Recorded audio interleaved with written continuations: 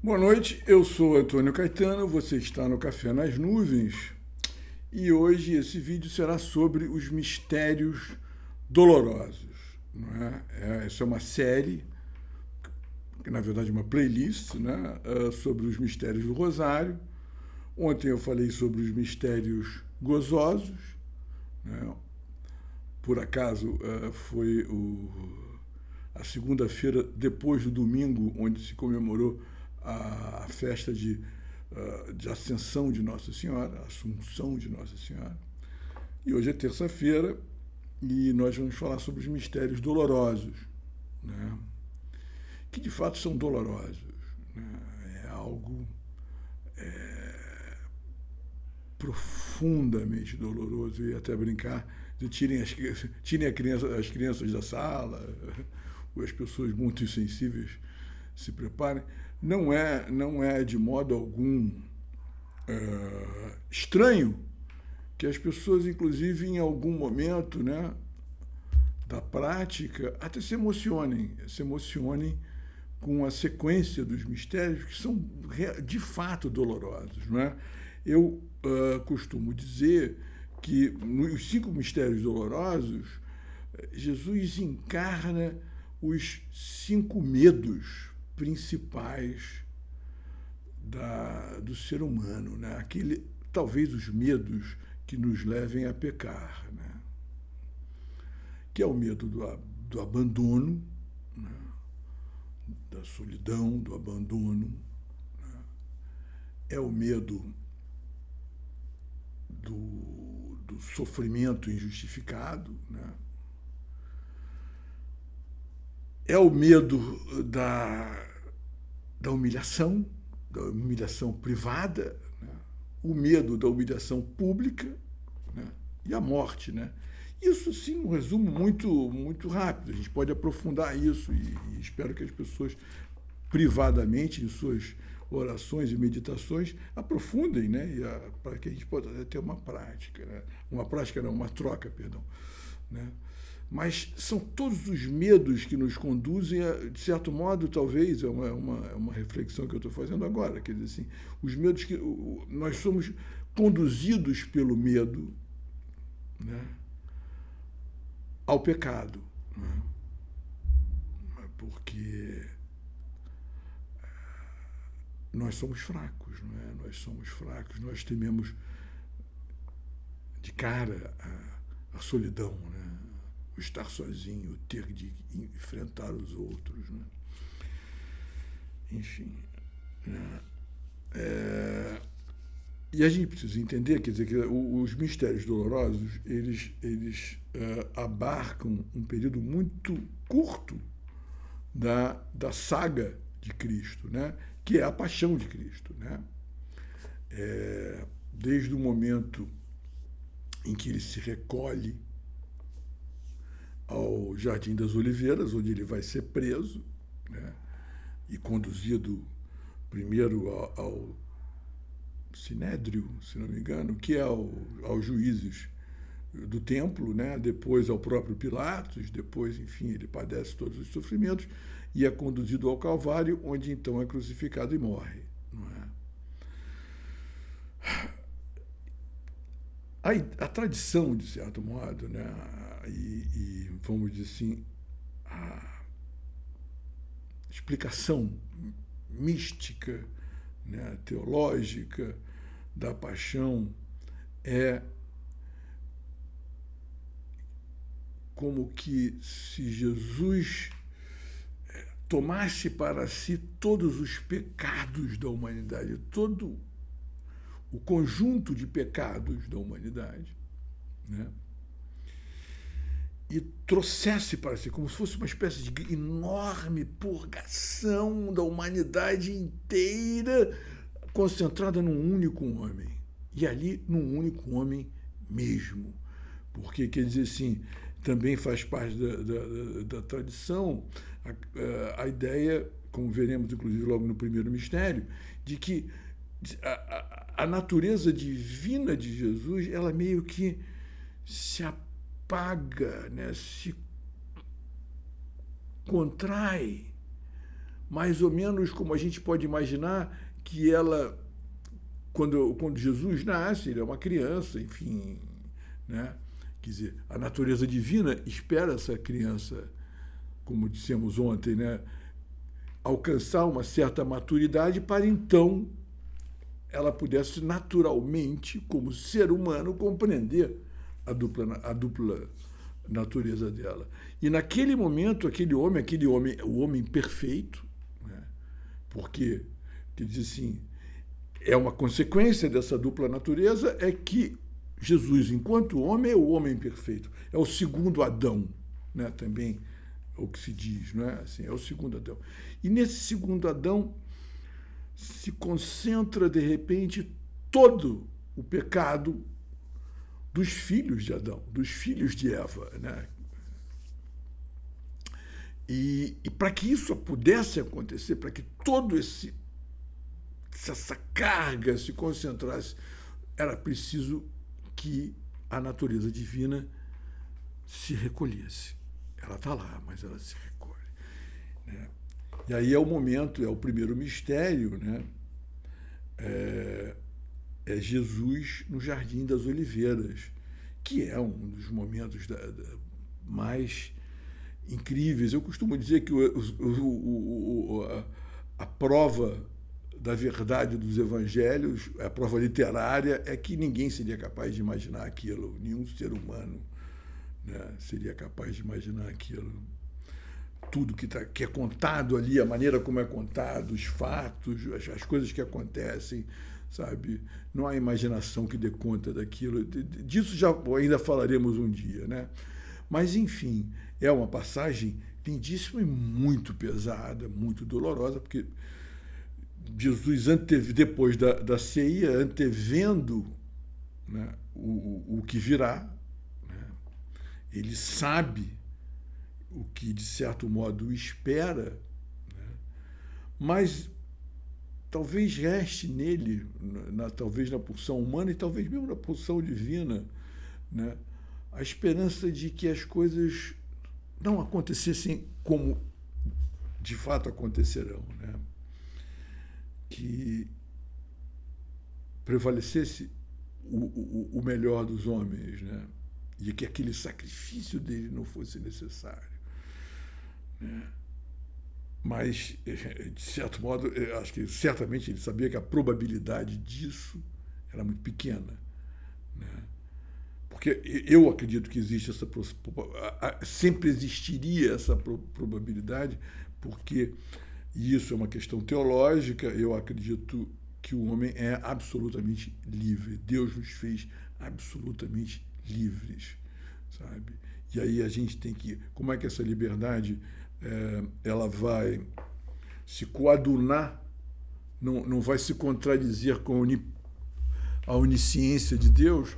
Eu tenho uma solução, mas não é o caso aqui agora de conversar sobre ela. Não digo uma solução, não é a solução, uma possível alternativa, uma hipótese que explicaria a relação entre liberdade humana e onisciência de Deus sem contradição, né? Mas não é o caso aqui. Então Jesus se recolhe ao Jardim das Oliveiras para rezar a Deus, ao Pai. E aí é como homem que ele se recolhe. E convida os três, São Pedro e mais dois, agora não me lembro, apóstolos que são muito ligados a ele, acho que São João, talvez, para acompanhá-lo e rezarem com ele. E eles dormem, eles não suportam, né? Eles dormem. Eu acho que, assim, um pouco para perdoar os apóstolos, já me aconteceu muito em momentos de extrema tensão, eu senti sono e dormi.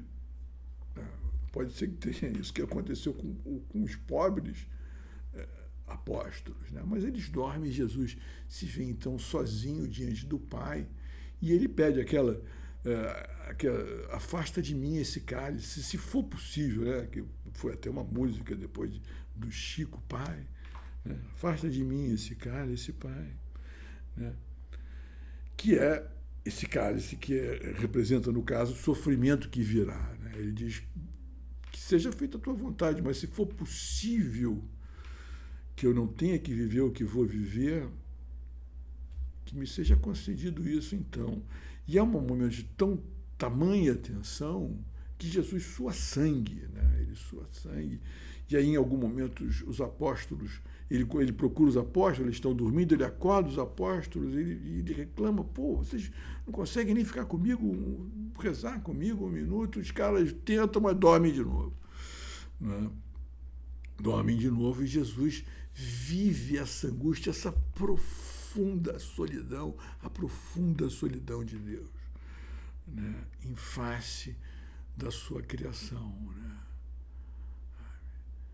E não sei nem se tem um anjo ali com ele, que acho que tem um anjo que o acompanha ali, se não me engano. Mas é um momento... Léon Blois... Léon Blois? Léon Blois. Não, Blois não. Meu Deus do céu. Esqueci agora o nome do meu querido Dans le Ténèbre. Eu só não pego aqui o livro, que eu sei até onde está, mas eu não quero me levantar e de repente correu e não está. Léon Blum. Não, agora esqueci o nome do meu caríssimo, né, autor, um autor que escreveu esse livro, que é um dos últimos livros dele,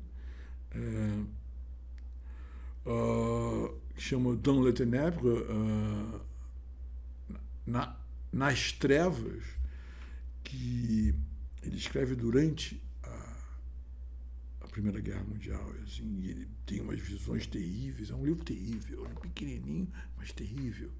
E ele diz uma coisa que me impressionou muito, ele diz, e Jesus sentiu medo ali, medo, e é verdade, solidão e medo. Eu disse que ele vai, ao longo desses 5 mistérios, vivenciar os principais medos, os medos essenciais da humanidade, né? E ali é o medo da solidão, mas o Léon vai mais além. Ele diz mesmo, quer dizer, o medo o medo puro e simples, né? Porque está ali concentrado tudo, o medo do sofrimento, o medo da dor, da humilhação, da morte, de tudo que virá, né? E ele tem que viver isso tudo sozinho. Ele que vai morrer por nós todos, não conta nem com os amigos naquele momento. Sabe? É muito duro, é muito triste, é muito doloroso, né? É muito doloroso. Esse é o primeiro mistério. É difícil você, às vezes, rezar isso, você sozinho, no seu recolhimento, pensar que aquele homem... E aí aquela coisa, a pessoa, mas mesmo que Jesus não fosse sequer, que tudo isso seja uma ficção, não, ele não é Deus, não é nada, ele era um louco, e que de repente acreditou que aquele sofrimento dele seria capaz de redimir a humanidade inteira, de fazê-la renascer, de certo modo, né? Reinaugurar a humanidade. Quer dizer, isso é lindo, né?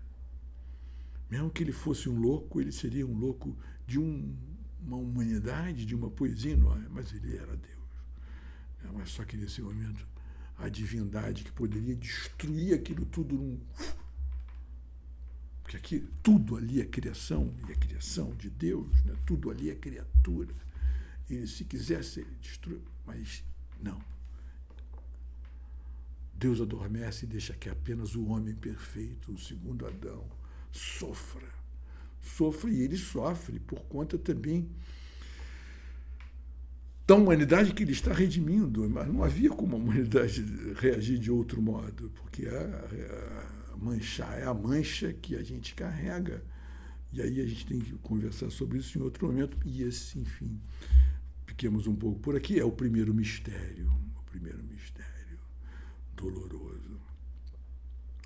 O segundo mistério é igualmente terrível, né? Que é o momento em que Jesus é conduzido, né, para ser chicoteado, né? E diz a tradição que ele foi chicoteado, e isso parece que, inclusive, os exames forenses que se fizeram do Santo Sudário mostra que, de fato, isso aconteceu. Que ele recebeu o dobro das chicotadas que normalmente um prisioneiro receberia. Né? A quantidade porque as pessoas não sabem, mas aqui é um chicote que digamos, ele é como se ele tem várias correias, né? E cada uma dessas correias ela tem pedaços de ossos e lâminas que dilaceram a carne a cada chicotada, né? Quer dizer assim, a quantidade de chicotadas em geral, a quantidade máxima aceitável já era suficiente para matar uma pessoa devido ao sangramento, à inflamação, já era difícil, né? Jesus recebe o dobro.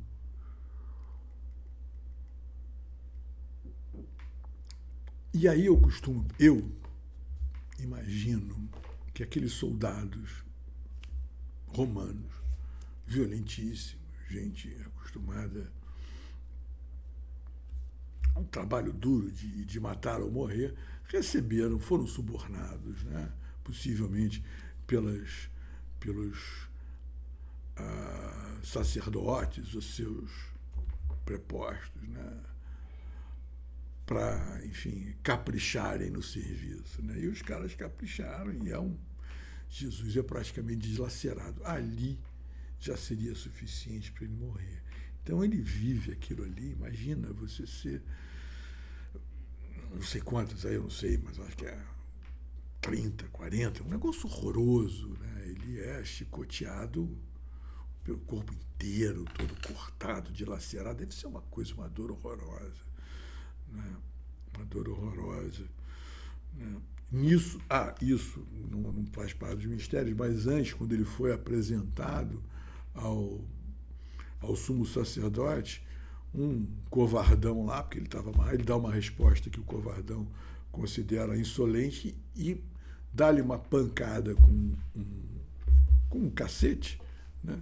Que lhe quebra o nariz, né? Então Jesus já estava com o nariz quebrado, já tinha sido surrado assim, né? Mas ainda foi chicoteado dessa maneira. Então o homem já estava todo ensanguentado. Então ele viveu essa coisa que todos nós tememos, né?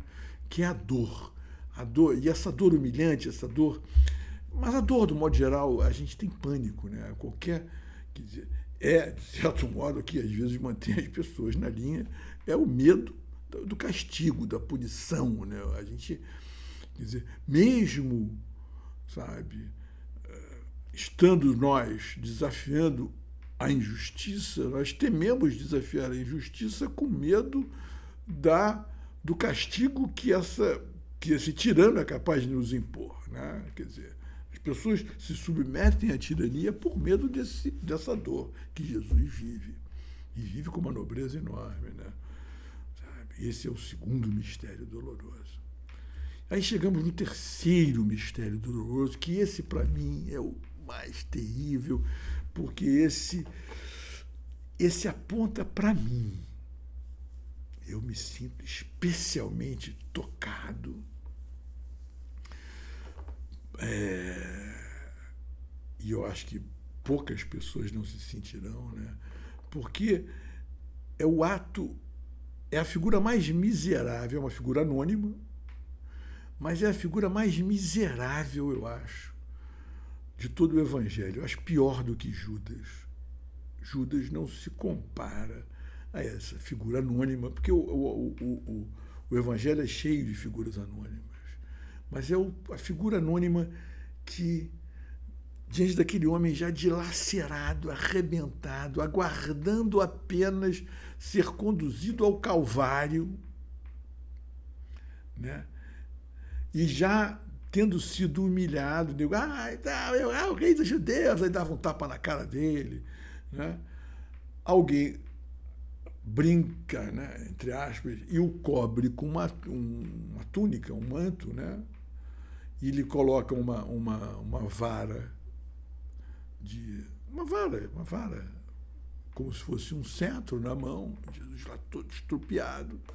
Aí o grão canalha, mas o grão canalha miúdo, aquela figura horrorosa, anônima, tem a ideia de tecer uma coroa de espinhos para fincá-la na cabeça de Jesus, né? E a coroa de espinhos não é exatamente como a gente está acostumado a ver, é quase um capacete mesmo, né? E no sudário aparece as marcas muito claramente, e o quanto aquilo machucou talvez o que ainda sobrasse, né, de área ainda relativamente incólume, né? Então, quer dizer assim, essa figura, quer dizer assim, sabe, a gente tem uma expressão horrorosa que é chutar cachorro morto, né? Quer dizer assim, o gente já está ali arrebentado, mas ele tem a ideia sofisticada de amplificar aquele sofrimento, né? Então por que me assusta tanto essa figura? Porque eu lembro de ao menos eu nunca fui mas eu lembro de uma vez eu participei de um bullying na escola de um outro menino. Isso me deixou tão marcado, isso me envergonha até hoje. Eu fiz uma coisa, eu joguei uma mas eu atingi a pessoa, né? Joguei uma borracha, atingi, mas eu joguei uma borracha. Essa é a minha culpa. Os outros fizeram até coisa pior ou menos pior, não importa, mas essa culpa eu carrego até hoje. Assim, essa culpa até hoje eu me sinto culpado disso. Assim, dessa minha covardia, de em vez de defender o cara, né, participar do bullying. E eu me lembro nitidamente que eu participava daquele bullying com medo de estar eu no lugar dele. Né? Quer dizer assim, então essa identificação não me levou a defendê-lo, me levou a atacá-lo. É a história do bode expiatório, né? Quer dizer assim, é por isso que as pessoas elegem, né, alguém para que as substitua. É por isso que a gente participa desses linchamentos, né, para estar do lado dos mais fortes, né, para que nós não sejamos tratados ou confundidos com os fracos. Né? Então, esse nosso medo, né, do bullying, do sofrimento injusto, quer dizer, mais um medo de estar sozinho, de enfrentar a canalha, né? Esse medo está ali. E aparece nessa figura que, para mim, é a figura mais horrível do Evangelho e talvez a figura mais humana, porque todos nós carregamos essa figura dentro de si. Eu, pelo menos, carrego, e acredito que algumas pessoas, eu tenho certeza que também, outras talvez, eu não posso falar por todo mundo, posso falar por mim. Né? E pelo menos eu me lembro de ao menos uma vez isso aí ter se manifestado, outras vezes de uma maneira um pouco mais, né, enfim, menos agressiva, né? Mas esse cara me assusta, esse cara, esse sujeito me assusta, o sujeito que criou, até porque, né, antes de encerrar, passar para o quarto mistério, né, os historiadores, né, comentam que esse tipo de martírio era absolutamente incomum. Né? Quer dizer, o espancamento de Jesus, depois na crucificação, então, uma série de sofrimentos que foram impostos a Jesus não eram incomuns. A crucificação, mas a coroa de espinhos era, acho que não se tem registro, inclusive registro fóssil, né, etc. disso. E é engraçado, porque o Santo Sudário mostra, né,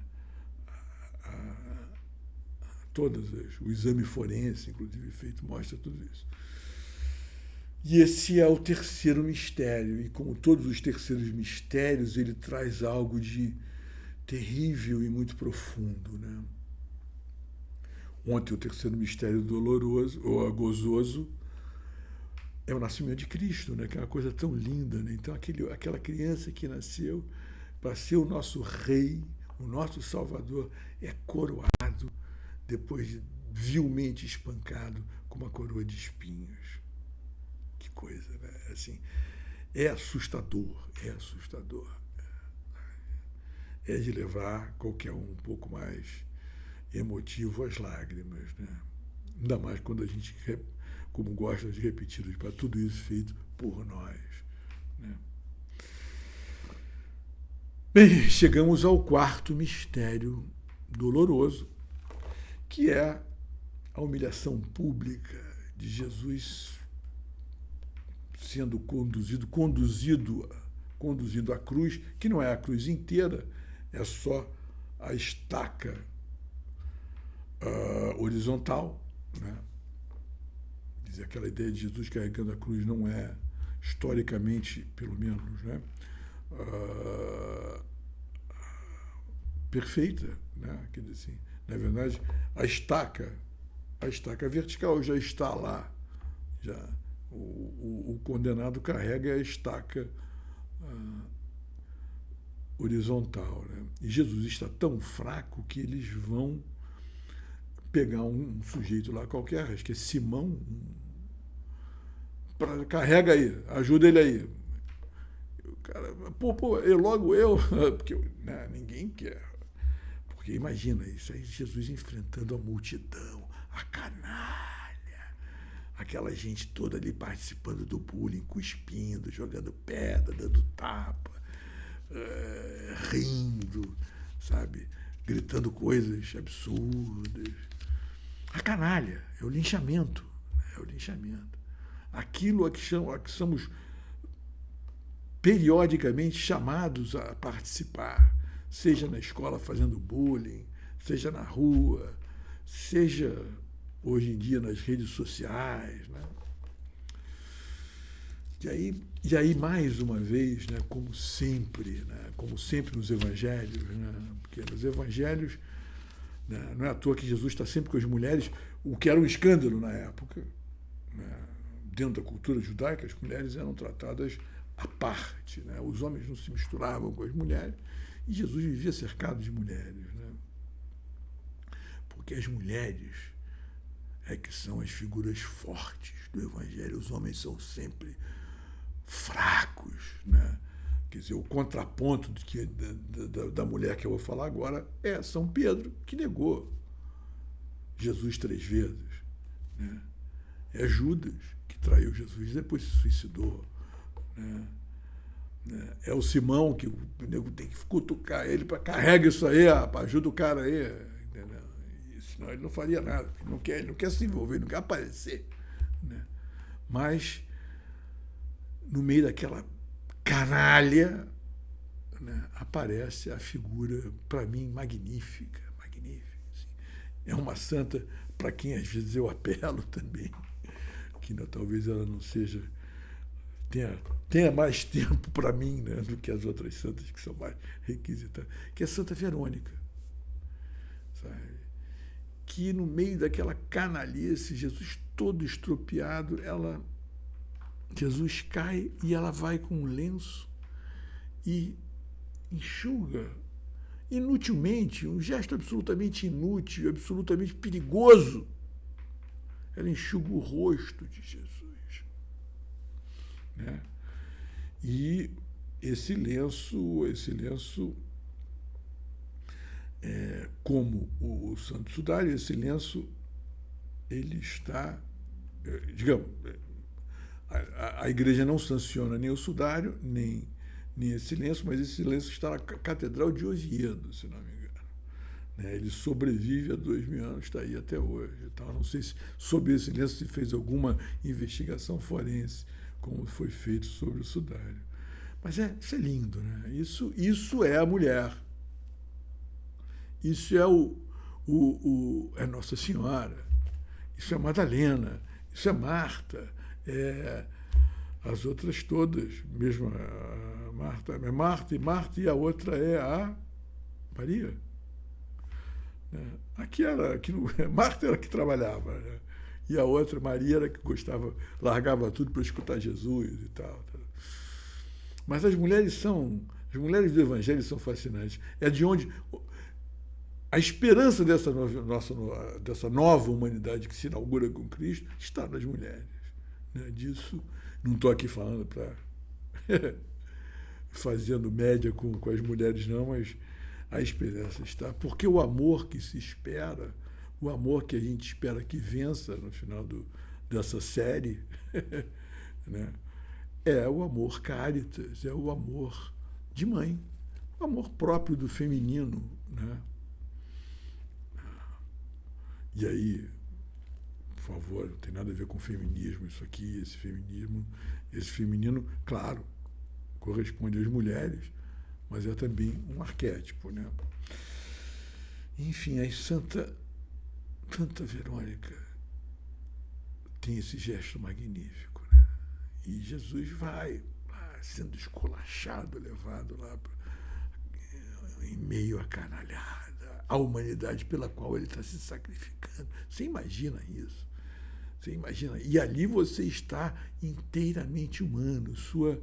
Sua humanidade perfeita está sendo testada. Tá? Porque Deus em você se recolheu. Deus em você se recolheu e está sofrendo também. Está se permitindo a dupla natureza de Deus, de Jesus. As duas naturezas sofrem. Como é o sofrimento da natureza divina de Deus, não somos nem capazes de pensar. Podemos imaginar e tremer só de pensar o sofrimento de Cristo, de Jesus, né? Ali, sendo tocado como um animal em direção à cruz. Né? E esse é o quarto mistério. Então agora chegamos ao quinto mistério, que é a crucificação e morte. A morte, a dolorosa morte de Jesus na cruz. A dolorosa morte de Jesus na cruz. Jesus é pregado na cruz, uma coisa que não é comum, mas talvez mais um suborno, né? Mais um suborno. Jesus é pregado na cruz. Não tenho certeza, mas parece que não é nas palmas das mãos o que era, porque não aguentaria o peso. Então eles cravavam nos punhos.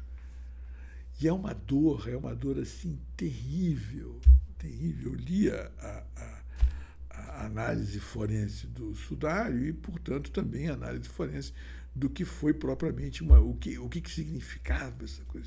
É um negócio horroroso. A dor que Jesus, depois de tudo que ele padeceu, ainda padecer a dor da crucificação é algo... É inimaginável, assim, inimaginável. Eu acho que sim, talvez outras...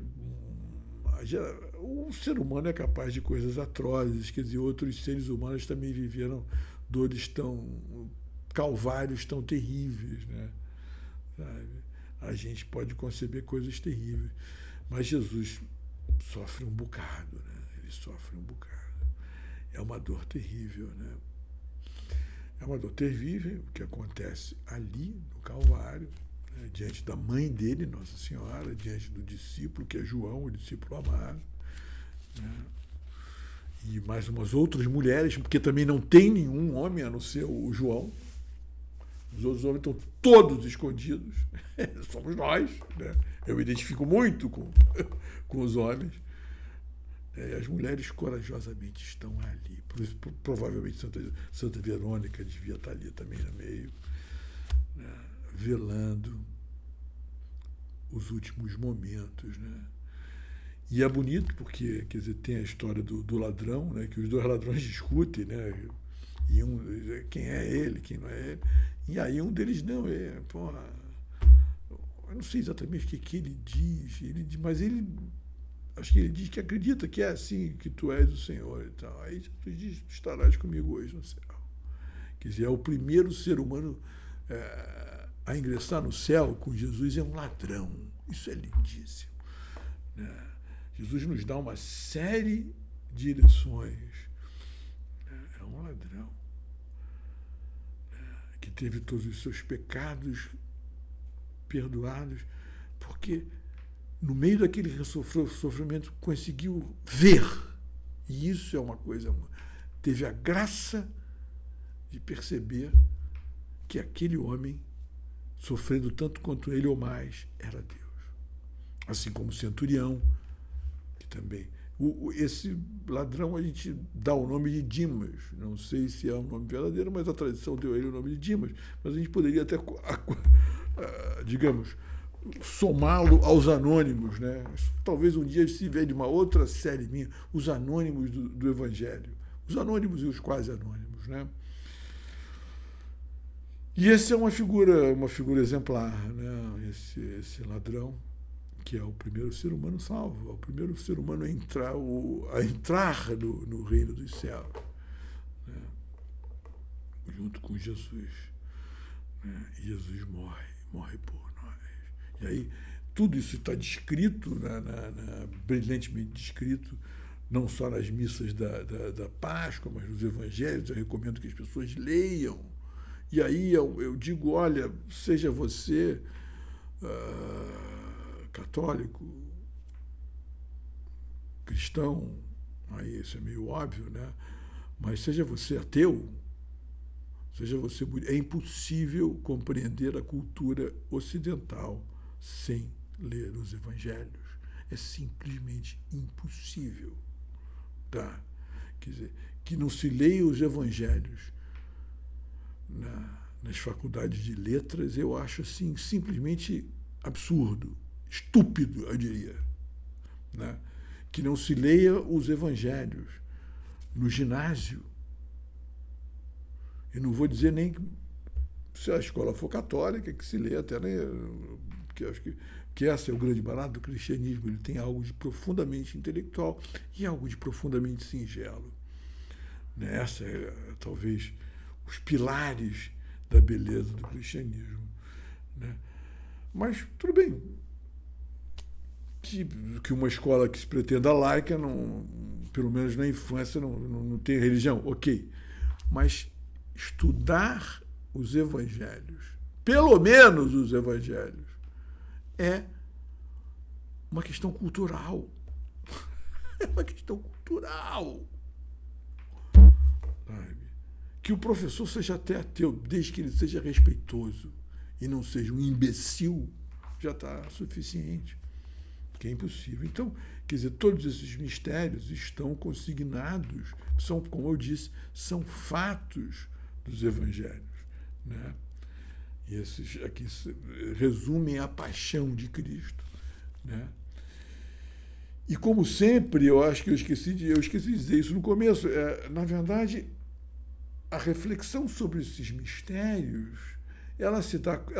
o início disso tudo é pela imaginação, é imaginar essas cenas. Isso você vai, é uma prática. Você vai rezar hoje, depois você vai rezar semana que vem. Quer dizer, na verdade, se você rezar todos os dias, você vai rezar 2 vezes cada conjunto de mistérios, né? Então, depois de 1 mês, 2 meses, 3 meses, você rezando ali todos os dias, essas cenas vão ganhando profundidade, e essa profundidade, como diz São Tomás, né? Tudo nos vem pelos sentidos, né? E a imaginação, ela, nesse caso, substitui sentidos, né? Quanto mais você imaginar é produzir uma sensação por um objeto não presente, né? Quer dizer, mais ou menos como sonhar, né? Quer dizer assim, o sensível, o corpo é o presente, né? O presente é o corpo, isso é lindo, né? A gente pensar isso, que o presente é o corpo, aqui e agora é o corpo, não é? Mas a imaginação permite que eu sinta sem que os objetos estejam ali comigo, não é? Enfim, então usem a imaginação, né? Porque quanto mais você usar, mais significações, mais analogias e mais graças inspiradoras vão aparecendo para você. Eu costumo dizer que o terço, até o rosário, é um catecismo vivo. Eu devia ter dito isso ontem, e devia ter dito isso no começo, estou dizendo agora, encerrando, né? Encerrando aqui os mistérios dolorosos, que o rosário é um catecismo vivo, não é, que substitua a leitura do catecismo para os católicos, né? Mas é outra dimensão, é a dimensão mística, é a dimensão profundamente espiritual. Quer dizer assim, uma experiência profunda do rosário cria